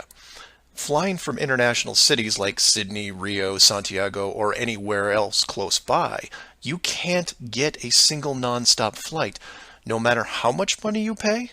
I tried to do this for an entire night, and it was like playing an online casino game, one that I was losing most of the time. The connections kept coming in like spam windows. Start in Christchurch, go to Auckland. Start in Auckland, go to Sydney. Start in Sydney, go to Dubai, or Los Angeles, or somewhere else that makes no sense. Some of these connections took the trip over 50 hours to complete. Go ahead, try it yourself. You may find one nonstop. But even then, the strangeness doesn't end there, because the speed is wrong. For reference, I included an optimum cruising speed guide from a commercial pilots forum that lists all the international aircraft used in these routes. A 777, the current state-of-the-art flagship plane, designed for maximum fuel efficiency, has a cruising speed of 640 miles an hour. 7,400 miles comes in at around 12 hours. Try to find this route. It doesn't exist. It can't. The closest I came was a one-connection flight with a 3-hour layover. The total flight time was 20 hours. 20 take away 3 is 17. Not 12. And this might work if the plane was doing, say, 430 miles an hour. But it's not. In fact, the slowest cruising speed I found was an older Airbus just around 593. But this is all just numbers, right? It is until you pull up the flat Earth map and look at the farthest 2 points, which just coincidentally are anywhere in Australia and most of South America. Or my example of Lower Africa, which you can see isn't west at all. It's a shell game, and a very good one at that. Keep people guessing with multiple connections and layovers, jumping from city to city. People just sit in their seats, trying to sleep through it. And then it hits you. Well, the pilots would know, right? They fly all day, every day. Certainly, they would have figured it out by now. Some of them would get suspicious, sure. Any decent navigator will be able to work out the speed, fuel consumption, and odd connections. But imagine what they would have to get their head around. First, they would have to ignore the world GPS system that has been leading them to their destinations without error. If you want some interesting side reading, check out the link on the history of the GPS. And I quote, "Developed in 1973 to overcome the limitations of previous navigation systems, integrating ideas from several predecessors, including a number of classified engineering design studies from the 1960s. Oh, and by the way, was created by the Department of Defense, the same people that closed off Antarctica. GPS went fully live in 1995. So if you were a pilot before then, you might have been able to pick up a breadcrumb trail. After that, very difficult. Plus, let's say you did figure out that something was off. Who exactly would you tell?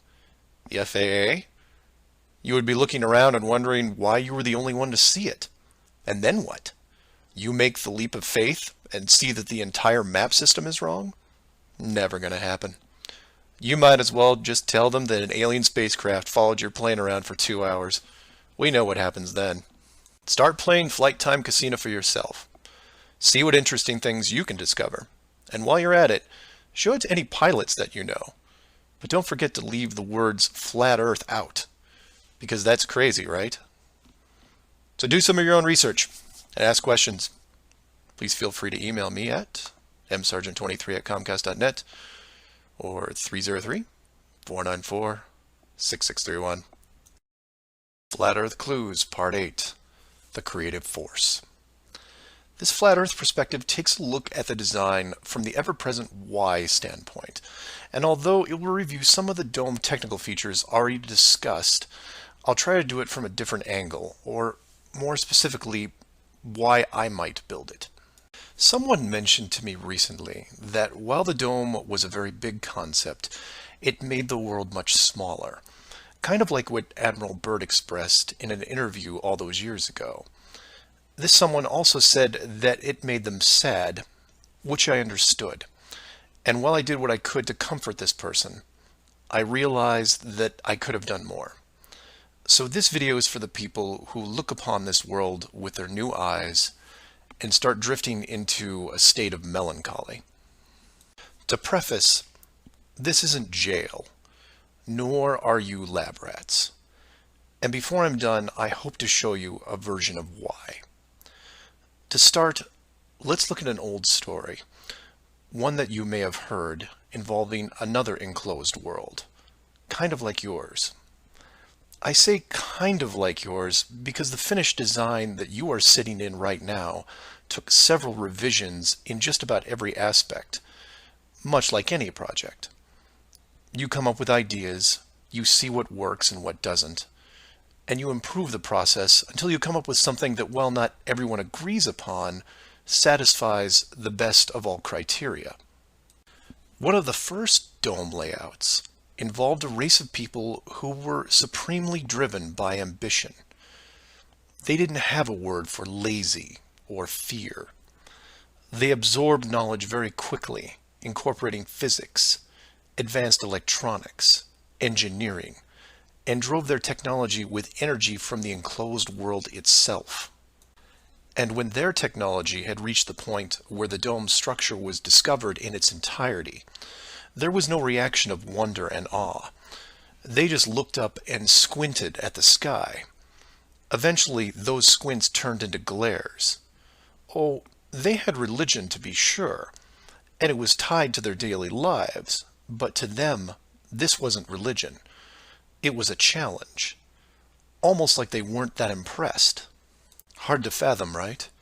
Seeing that your world had borders, but instead of being afraid, shaking your fist at the sky with arrogance.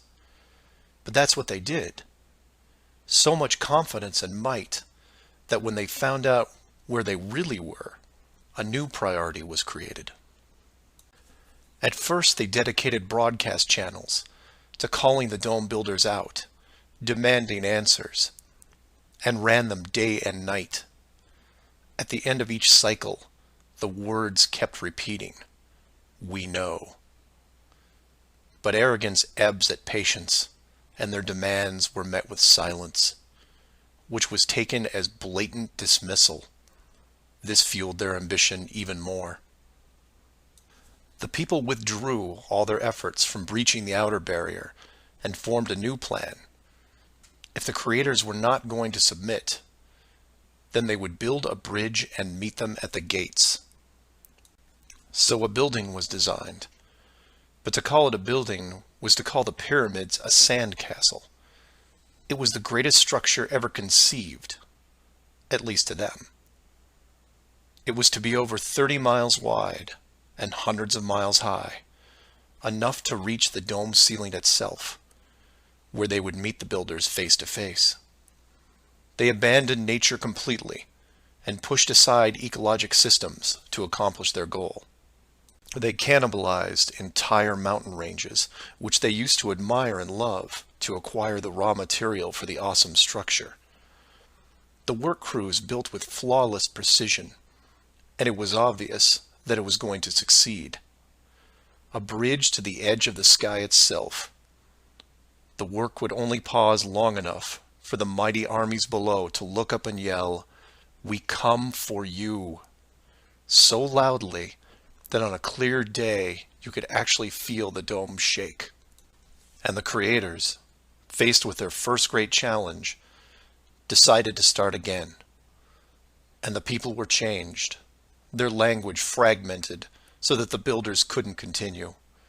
The tower was dismantled, their technology removed and forgotten, and the people scattered. A new group was introduced to the dome, divided in every way imaginable, so that unity was next to impossible, and everything slowed down. Languages evolved and devolved into other dialects, and the languages produced text, which produced different forms of culture, and some amazing things began to happen, the most important of which was the arts. The dome builders saw the artistic pool develop into several distinct forms. Everything drawn in any medium on a flat surface. Everything molded that took on a three-dimensional shape. Everything that produced music. All things that make up the human form and motion. And all the written works. Pictures, sculptures, music, dance, literature, the arts. Driven by passion, it is the very essence of what is good in humanity. Once this was recognized, all dome methods put in place were to cultivate and enhance this process. Land masses were adjusted with geology and temperature to support every kind of terrain, with mountains, rivers, oceans, plains, forests, jungles, deserts, all of it stunning, all of it stimulating the human mind, nourishing it. And the modifications continued, with seemingly endless shades of weather. The sky was overhauled, a moon added, and layers upon layers upon layers of stars, so that one day, when the people were able to see further than their own eyes, there would still be something new to see. And the arts flourished, but there was a cost. The languages and division of cultures had put the population at odds, and wars were raging at regular intervals. The dome builders debated if the price was too high. Plans were drawn up to make more changes, until they noticed that the arts thrived even through the worst of conflicts, producing grace and beauty despite their burning world.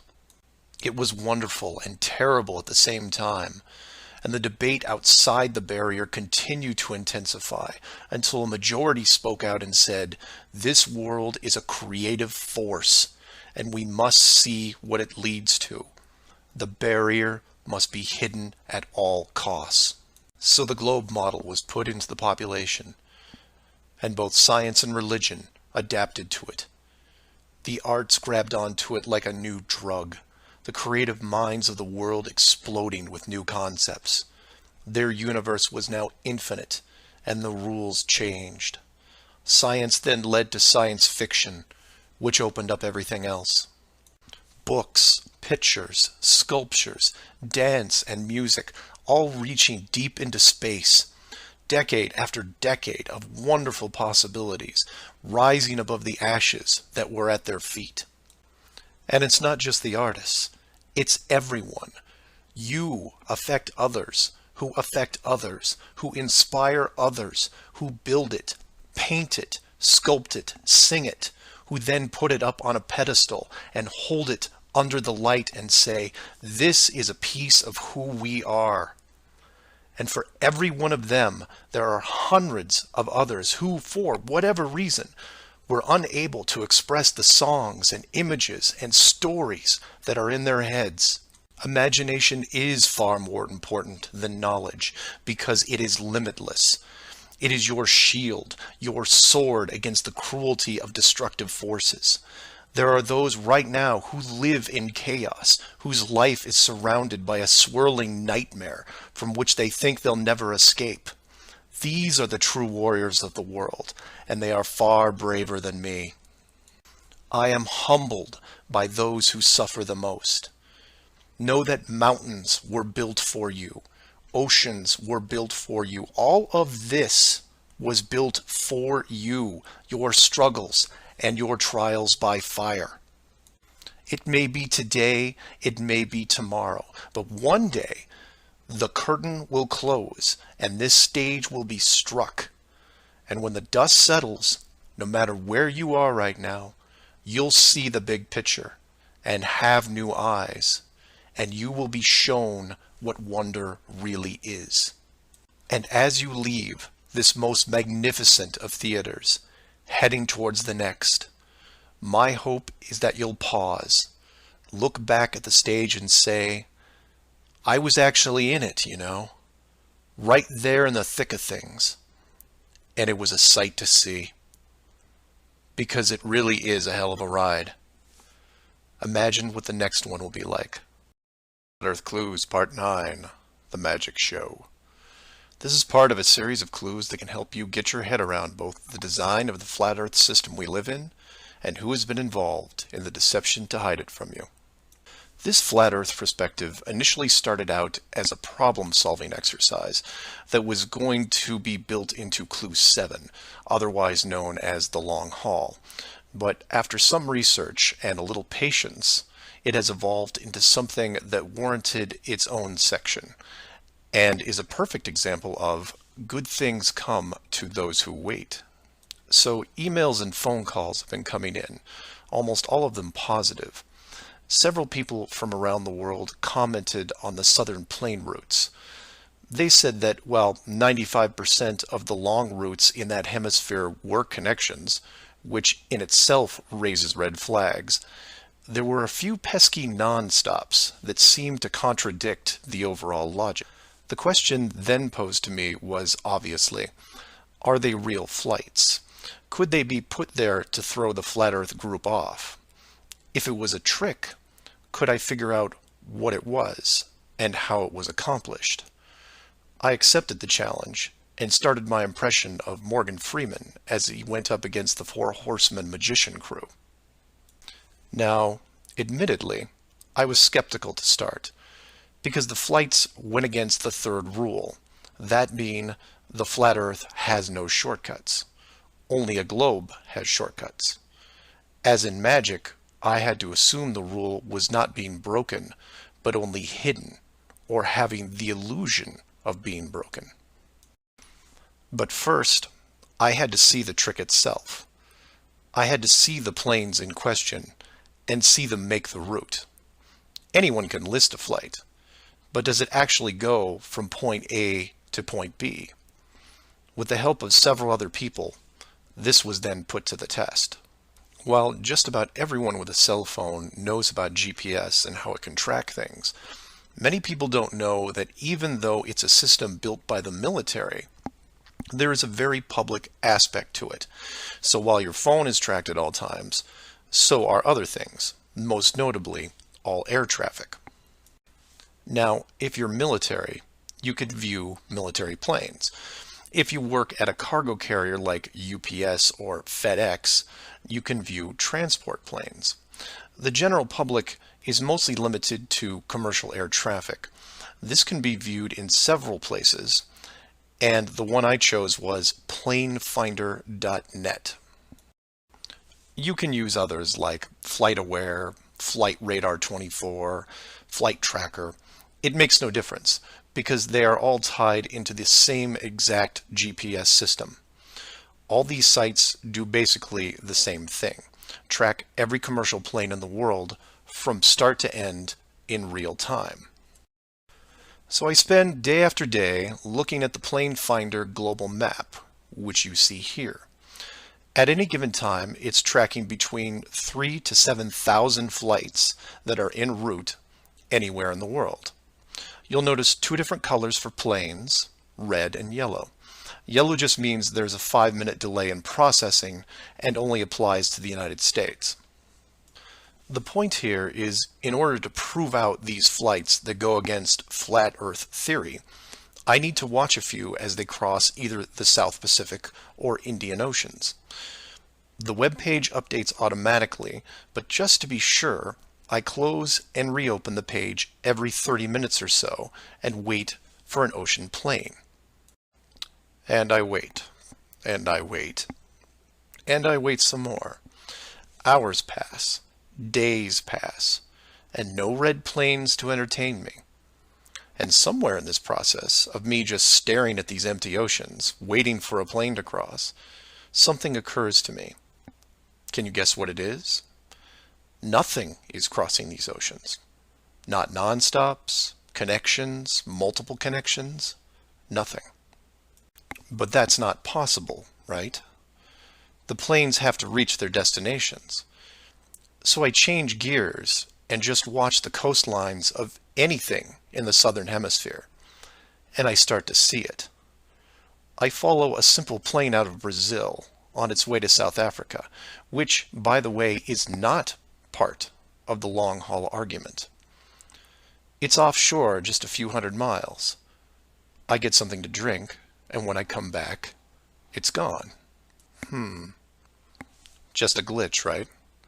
So I follow another, and another, and the same thing happens again and again.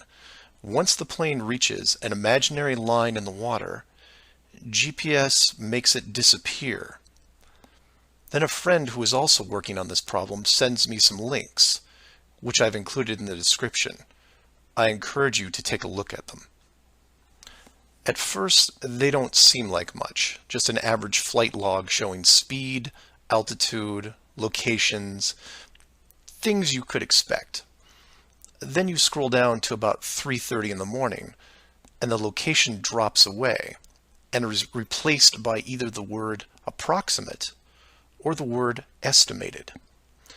This then continues for the next 5 hours until, miraculously, 1 hour before landing, the flight log reestablishes itself, and the GPS system shows the plane in real time about to reach its destination. So to be clear to those who may not be seeing everything here, The flights are being dropped off GPS, and their flight data is also turned off and stays off until they are almost on top of their arrival point. And you say, well, that's how GPS works. Well, no, because the Northern Hemisphere has planes flying all over their oceans. And then you say that maybe it's a localized Southern Hemisphere thing. And I say, then why are all the flights over or near land perfectly tracked? Furthermore, this is a US-based system with Americans flying on vacation every single day. You're telling me that those people aren't going to be tracked? In addition, the Vanishing Plane Act is happening to not only the South Pacific and Indian Oceans, which I would expect, but also the South Atlantic, which isn't part of the flat Earth argument. There are a bunch of flights that cross this relatively small ocean between South America and Africa, and every one of the planes is hidden shortly after takeoff. So then you say, what would be the purpose of hiding those shorter routes in the Atlantic? It's because of something I didn't see right away. If you hide one flight, you have to hide them all. Showing the GPS routes in the Atlantic, but leaving out the Pacific and Indian Oceans would raise different questions. So the logic here, despite being very sneaky, is sound. The third rule is that the flat Earth has no shortcuts. If you look at the azimuthal equidistant map again, and look close, you notice that while the South Pacific, South Atlantic, and Indian Oceans make up the lower sections on a globe, they make up the outer ring on a flat model. In that model, there is no shortcut between Australia and South America.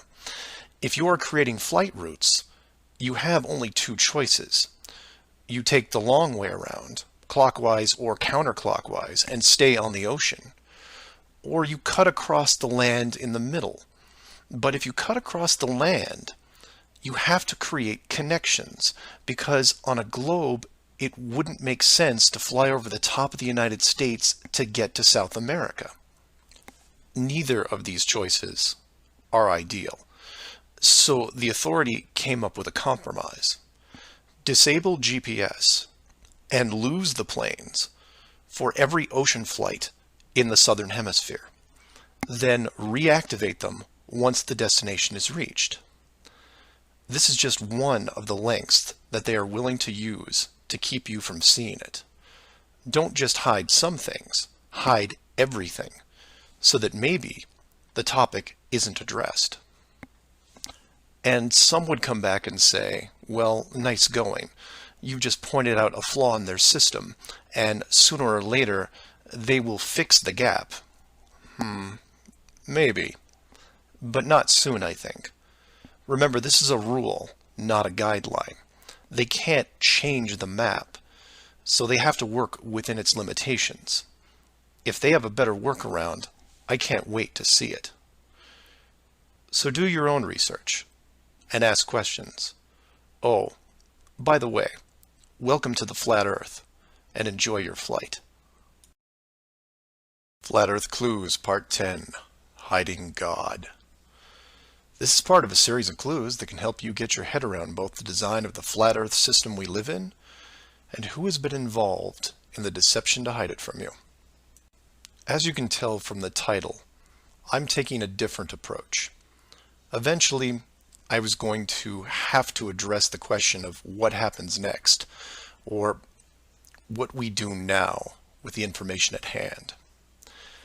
If you've made it through the guide and the first 9 clues, then at this point you're either buying into the flat model or on the fence. If this is the first one you went to because of the title, I recommend you go back, because we're not going to do much in the way of reviewing. But if you're still with me, then you would agree that 1, the world you've been taught has been kept from you, and 2, one way or another, you would like to prove this out. So how is this possible? The authority in question who created what you call the globe is guarding all the gates. They protect the sky, the outer edge, and most importantly, the education system that shows us at an early age what they want us to see. Nobody listening to this has their own spaceship or advanced rocket program. Nobody actually owns a long-distance icebreaker. And while some of you may have a private plane, I wouldn't recommend testing a military barrier that technically doesn't exist.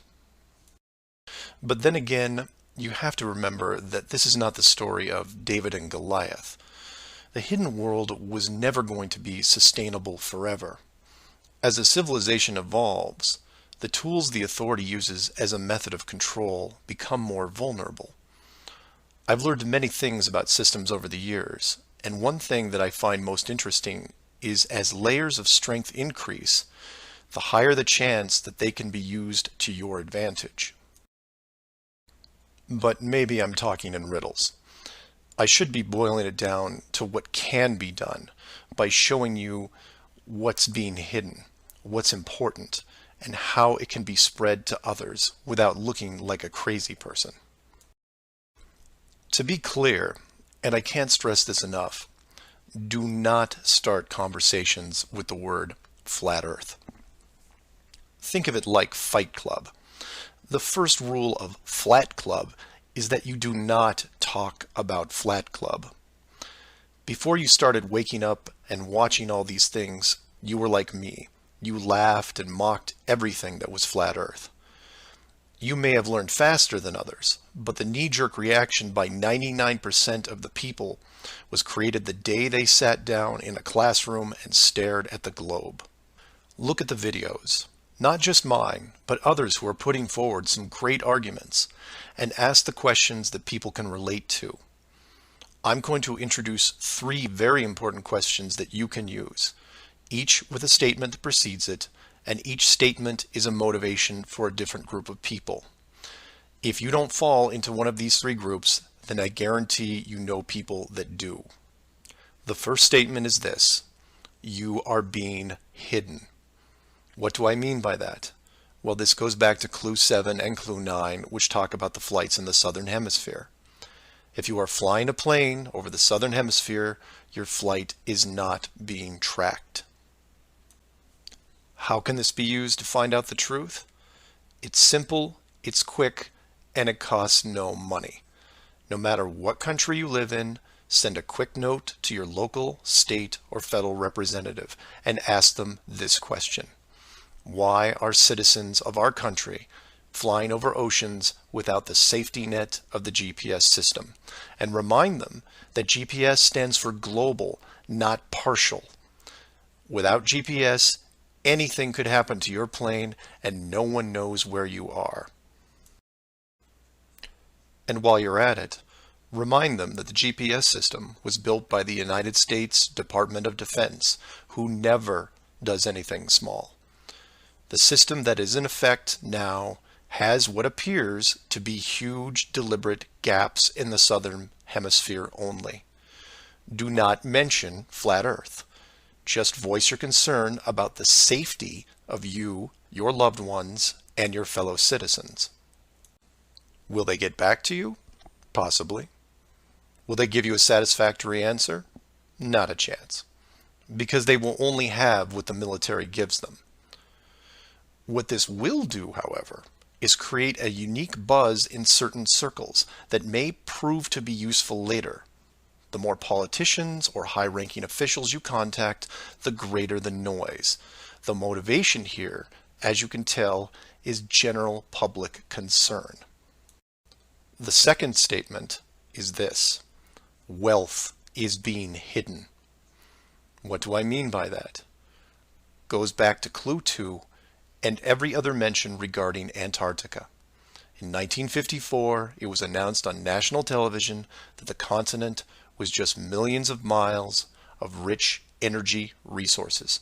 And by 1959, it was sealed off like Area 51. How can this be used to find out the truth? By contacting anyone you know in either the petroleum, natural gas, or mineral industry.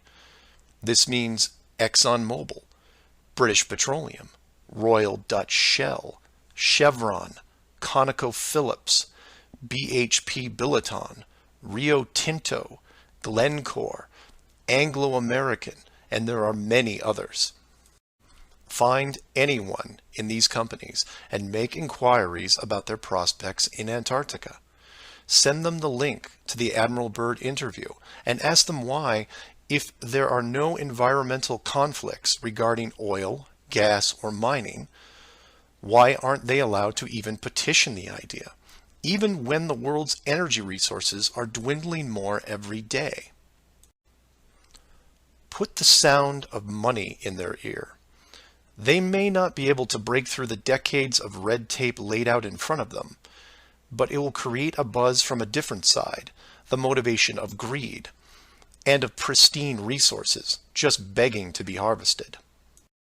And finally, to preface the third statement, I need to thank all the people who have sent me stacks and stacks of biblical scripture, asking me to stop dancing around the title of the flat model and call the structure what it really is. And you know, they have a point. I have put myself at a distance because I want to reach people who are outside of religious faith and even outside of general conspiracies. But for all those spiritual groups who have contacted me, I can now, however, say with conviction that this third statement is this: they are hiding God. Despite what labels I put on the flat model structure, the oldest names are from the oldest texts, one of those being called the firmament.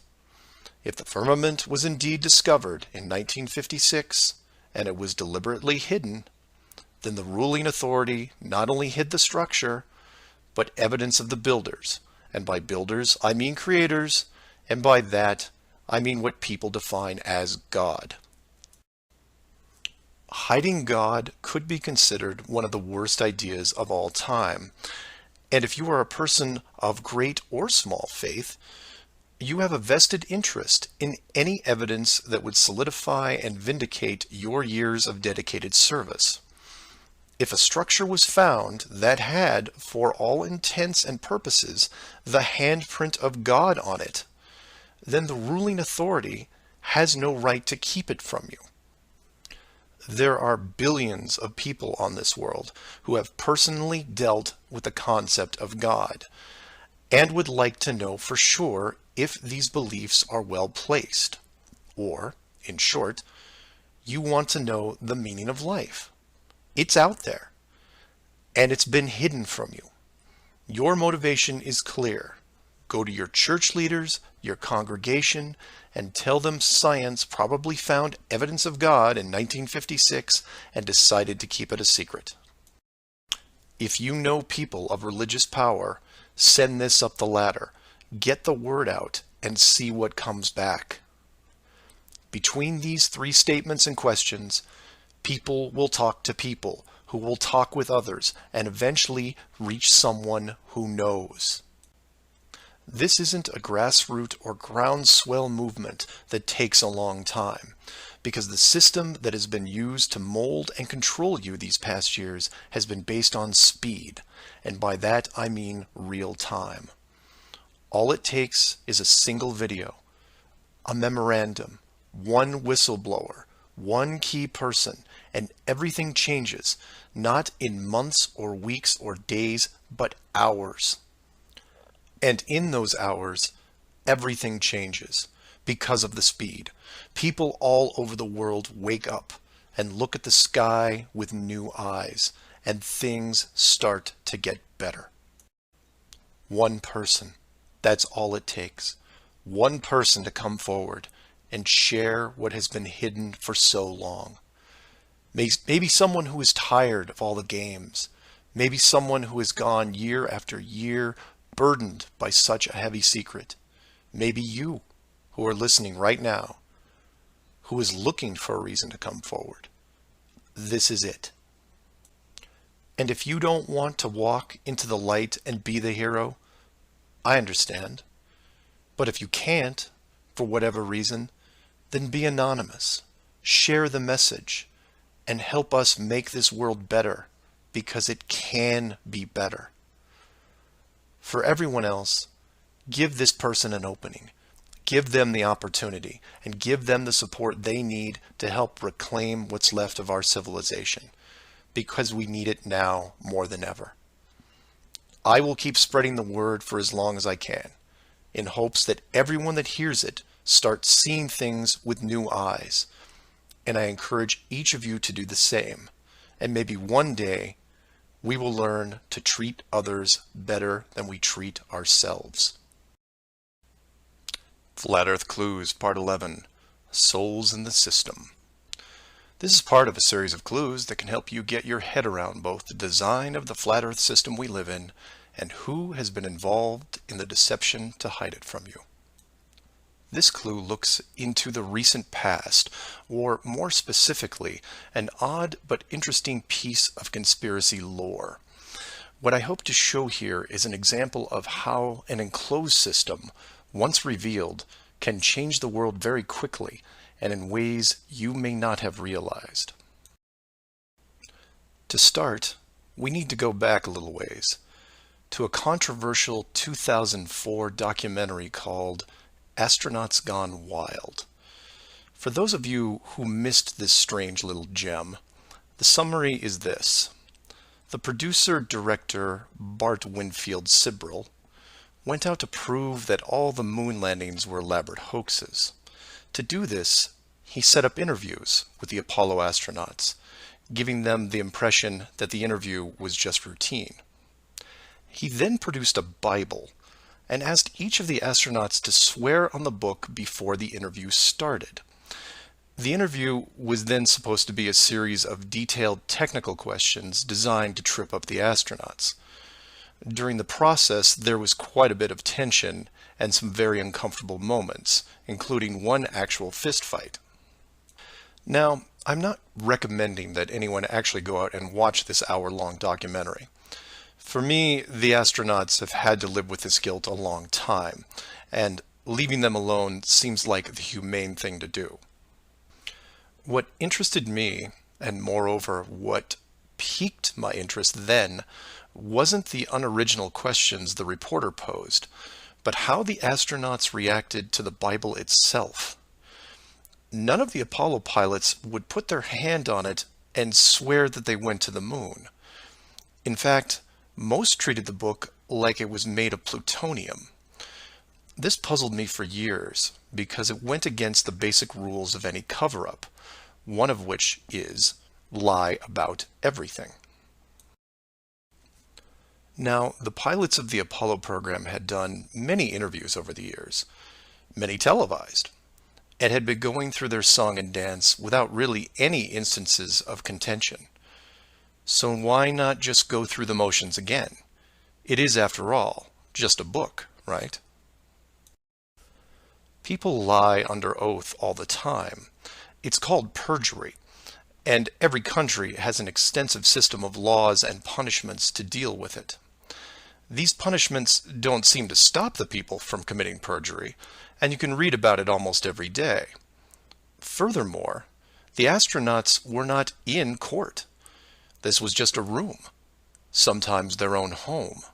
So swearing on the book would, for all intents and purposes, be meaningless.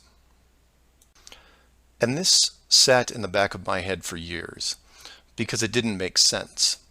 Why would astronauts, trained by a very large military science program, be afraid of just putting their hand on the book and just tell one more lie? Well, for them, it may have been more than just a book. It may have been a symbol of something much bigger. You see, for you, me, and almost everyone else, a holy book is a symbol of faith because the creator or creators have yet to be revealed. But if you knew that the creators were real, then the book becomes something much more tangible, more relevant, more sobering. Or more to the point, the Apollo astronauts would have been let in on the enclosed system during their tenure with NASA, and over the decades, this system created certain truths for these men. one of which is someone could be watching. Now, whether the builders/creators are actually watching every little thing we do can be debated, but if you have proof that they are real, then the thought of your every move being scrutinized is a very real possibility. This is what you and I may suspect, but don't feel. The Apollo pilots, however, are a different story. If they were shown how the world really looked, then their attitude towards the book takes on a whole new meaning. In fact, it didn't have to even be a Bible. It could have been an encyclopedia or a piece of wood, because it was the idea that made them pause. And if you're still not getting it, then I'll ask you directly. If you actually saw some of the creator's handiwork and knew that there was a chance you were being watched, and there was a scorecard involved, would you swear against that and lie about something? Would you roll those dice and take the chance? Or to put it another way, everyone has gotten frustrated about something, then looked up and cursed the sky. Would you still do that if you knew that a creator was up there and possibly listening? That's just one example of how knowledge of the enclosed system changes people. The astronauts didn't want to roll the dice and lie because there was a real fear of retribution. And while they were confident that a bolt of lightning wasn't going to strike them down, they also weren't going to push their luck. And we all take on the same approach in daily life. Everyone who drives has run a stoplight. We know when we see the yellow light that it's too far away, so we hit the gas and hope for the best, especially if the traffic is light and we aren't putting anyone in danger. But you take that very same intersection and put a red light camera on it, well, then things change, don't they? Do you hit the gas and roll the dice? Not a chance. You hit the brakes and hope that you can stop in time because you are being watched. You may not be a model driver by any sense of the word, but you understand this rule and this place, and you don't break it. And this one aspect is why I'm pushing so hard to see the enclosed system revealed. Because as a civilization, we seem to be only as good as what we can get away with. This isn't an issue with freedom, it's an issue with doing the right thing. You know that running red lights is a bad idea. The camera is a reminder of that. Imagine all the things that would change for the better if the enclosed system was revealed. Would you lie to hurt someone? Would you rob a bank, commit fraud, or embezzle? Would you steal anything unless your life depended on it? And while people would still get angry and fight, would they maim each other? Would they kill? Would anyone knowingly commit murder? Would you bully or extort people for profit? In fact, knowing that the world was created, would you do anything malicious towards anyone? If the world is not a globe, but instead enclosed, then wars end. Hate crimes end. Maybe not overnight, but quickly. Because you may be, for the first time in your life, actually accountable for your actions. You realize now that you are a very real soul in this enclosed system, and you have a responsibility towards your fellow man, one that can be boiled down into one simple rule: treat others better than you treat yourself. This is why it's so important to show the world as it really is. This is why I am asking the authority itself to open the door and let this secret come through. You've kept this hidden for too long, and the people who live here with you have been through enough. This isn't about money or power anymore. It's about our very souls, the essence of who we are. Wealth and titles don't define your heart. Hiding the entire world may have seemed like a good idea at the time, but we have gone way beyond that. Have you actually seen our home recently? This needs to be fixed, and it needs to be now. The people won't forget the deception, but they will forgive you for it, because a truth like this will make them more noble, something we should have been since the beginning. So do your own research, and always, always ask questions, because that's the only way you will find all forms of the truth. Feel free to email me at msargent23@comcast.net or 303-494-6631.